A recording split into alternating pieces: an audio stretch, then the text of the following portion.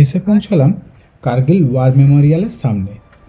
এই ওয়ার মেমোরিয়ালের সামনে দিয়েই চলে গেছে লে থেকে শ্রীনগর যাওয়ার রাস্তা, আর যার নাম NH-1D অর্থাৎ Leh Srinagar highway. Welcome back to my channel explore with Ayan. আর আজকে আমি এক্সপ্লোর করব কার্গিলের ওয়ার মেমোরিয়াল।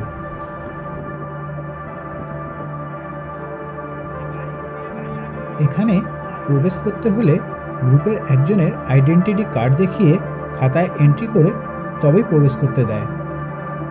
আপনারা এখানে যে অত্যন্ত সুসজ্জিত ফিল্ডটি দেখতে পাচ্ছেন, সেটি 1999 সালে কার্গিল যুদ্ধের সময় ব্যাটেল গ্রাউন্ড হিসেবে ব্যবহার হয়েছিল।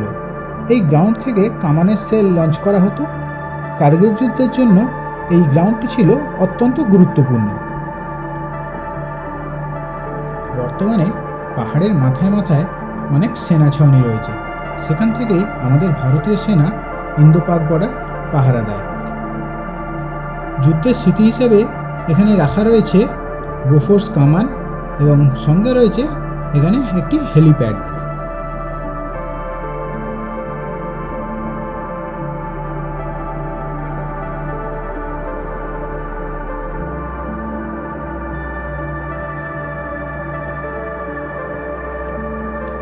মৃত ভারতীয় সৈন্যদের স্মৃতির উদ্দেশ্যে এখানে তৈরি করা হয়েছে অনেকগুলো শহীদ বেদি।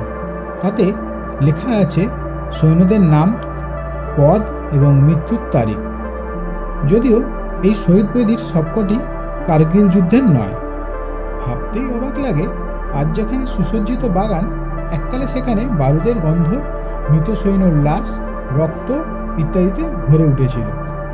যা হোক, আমাদের বীর ভারতীয় সেনারা এই দখলকৃত স্থান পুনরুদ্ধার করেছেন এবং তা তাদের সাহসিকতার পরিচয়ের মাধ্যমে।